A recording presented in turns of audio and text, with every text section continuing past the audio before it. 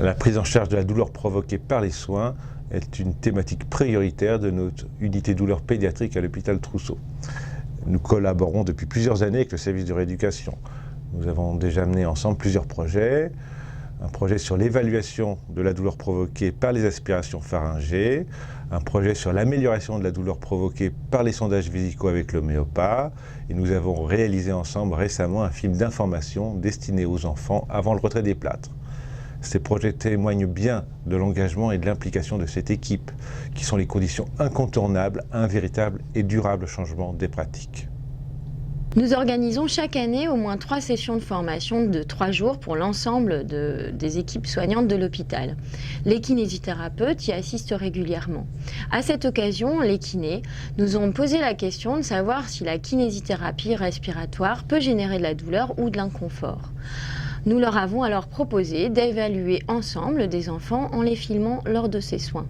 Nous utilisons régulièrement ce type de méthodologie car la vidéo est un outil très précieux pour évaluer avec la bonne distance des soins, des actes où les soignants sont directement impliqués. Car on sait qu'il est très difficile d'évaluer ses propres pratiques lorsqu'on est directement concerné. Les kinésithérapeutes ont ainsi filmé 15 enfants successivement et nous avons visionné ensemble, équipe de la douleur et kinésithérapeute, ces films en utilisant des grilles d'évaluation de la douleur. Ce qui a donné lieu à des débats particulièrement riches et fructueux.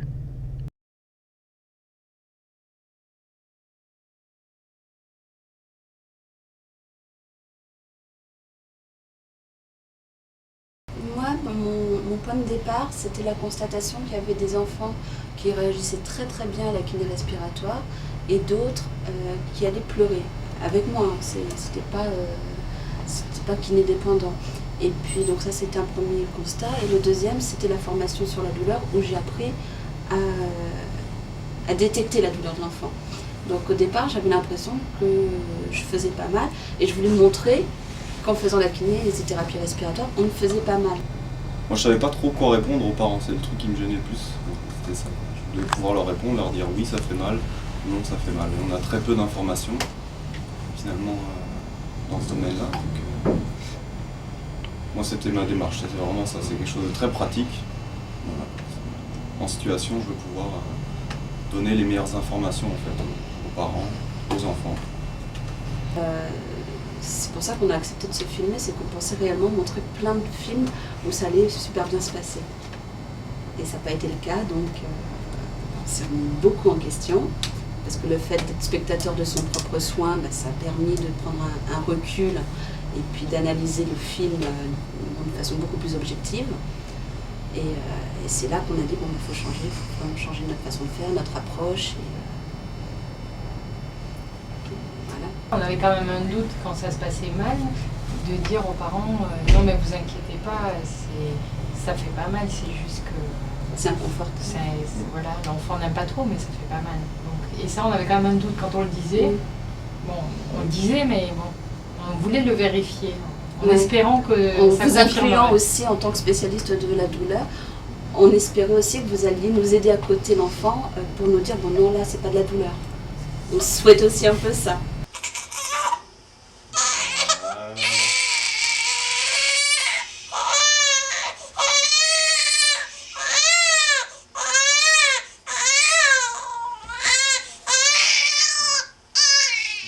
Ça c'est la Sabrina Sonnet, c'est là. Je parle beaucoup. Alors...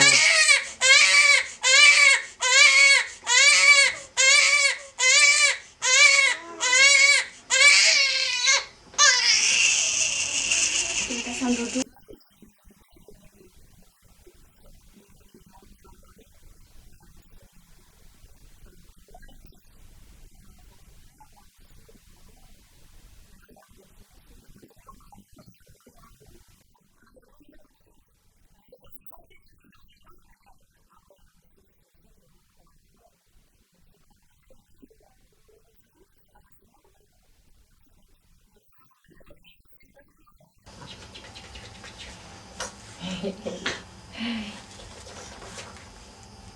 T'es chatouille toi hein.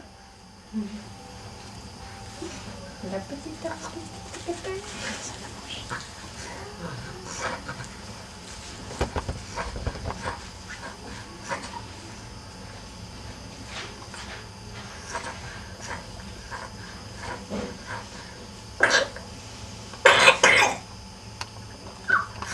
Plus gras que ce matin, hein.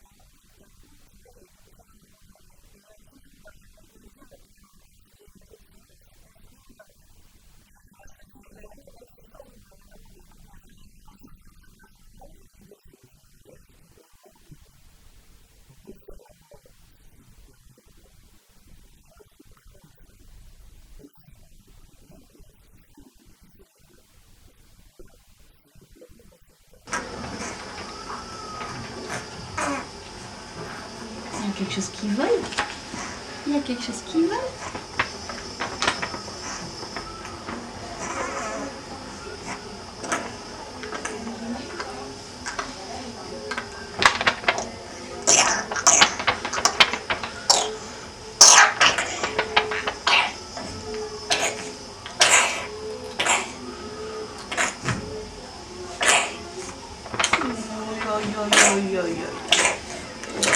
Allez, on s'assoit.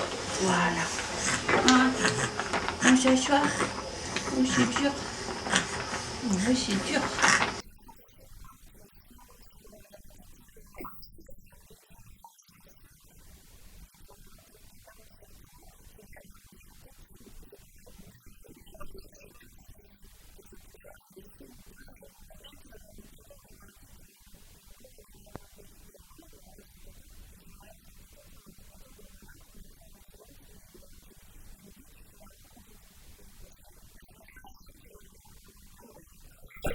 S'il pleure et qu'on ne peut pas faire autrement, il faut faire la séance. Il faut faire la séance et puis c'est tout. Il n'y a qu'en voyant les films où on se rend compte qu'il y a certains enfants qui n'étaient pas forcément bien au départ, où on n'aurait pas dû faire la séance, quitte à la décaler, à attendre un petit peu, ça serait certainement mieux passé. Il n'y a qu'en voyant le film qu'on se rend compte que... Ouais, il faut qu'ils acceptent d'être filmés. Voilà, c'est ça la question. Est-ce que des films faits par une autre équipe, c'est aussi convaincant que les films où on se voit soi-même? Ah, c'est le plus convaincant, Quand c'est de c'est se voir soi-même, hein, ça c'est clair. On voyait qu'elle était douloureuse au départ, mais moi j'ai pas fait attention à ça. Et on voit pendant toute la séance qu'elle n'en peut plus, qu'elle n'a même pas la force de me pousser pour que j'arrête. Et moi je continue jusqu'à la fin, et je l'aspire même à la fin. Ça c'est assez, ouais, je trouve ça assez poignant, quoi. Bonjour Alex. Ah ben non, attends, on regarde pas encore, regarde. On va juste regarder comment tu respires un petit peu. Mais non, Alex, regarde, maman, elle est là. T'as vu? Mais non, Alex, ça va. Alex.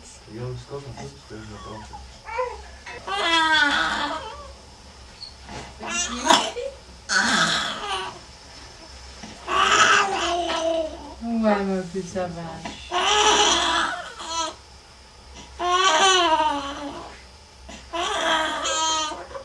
Jamais croire qu'un enfant qui pleure c'est quelque chose de normal. C'est soit de la douleur, soit de l'inconfort et qu'il faut le prendre en compte. D'autres images comme ça qui vous ont marqué? Le petit bébé peut-être, non? Ouais, ou les aspirations surtout. Ouais. Ça a vraiment illustré le propos que c'est vraiment un geste très invasif et très très douloureux au milieu hospitalier, quoi. Professionnellement, on peut s'appuyer tout de même sur les protocoles qui existent, puisque récemment on a eu l'occasion de revoir le protocole notamment d'aspiration et de repréciser de façon stricte les indications. Et on s'est aperçu que quand on revoit à ce moment-là la population d'enfants, ça va diminuer, voire de 80% les aspirations.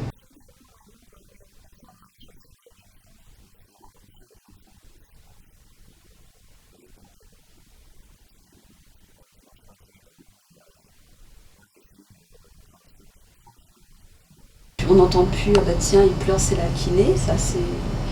On a entendu là, il y a une interne qui dit à une petite, ah bah tiens, tu vas avoir ta séance de kiné, elle va jouer avec toi. Donc, bon, c'est des choses qu'on n'entendait pas avant. Donc c'est vrai que l'image qu'on véhicule commence à changer déjà. On a beaucoup plus de retours positifs. Surtout avoir une approche chaleureuse, plus ou moins. Enfin, en tout cas, pas se présenter en disant je suis le kiné, je vais te faire la séance de kiné, allez vas-y, tu t'installes et on y va. C'est déjà avoir vraiment une approche douce, lui parler et puis essayer un contact en fait progressif. Avoir une bonne approche avec les parents, parce qu'en fait si les parents se sentent bien, l'enfant se sent bien.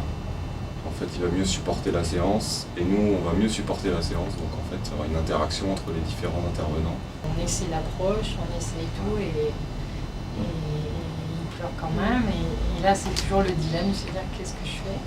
Je fais quand même le soin en sachant que ça se passe mal, mais il faut quand même que je donne des encombre. En plus, pour peu qu'on ait senti qu'ils sont encombrés, qu'ils en ont besoin. Voilà, c'est encore le problème qui reste. Là, c'est à ce moment-là de prendre une décision et de se dire bon, qu'est-ce que je fais. Face à tolérance à l'acte, de l'envisager comme un risque par entière. C'est-à-dire que non seulement, avant on avait le risque évidemment clinique, on pensait à la critère clinique, mais maintenant sa tolérance est devenue un risque au même titre que sa fréquence cardiaque, au même titre. C'est ça, je crois, qui change tout. C'est ce qui doit nous aider dans notre décision. Non, ça siffle là. Ça siffle à la gorge.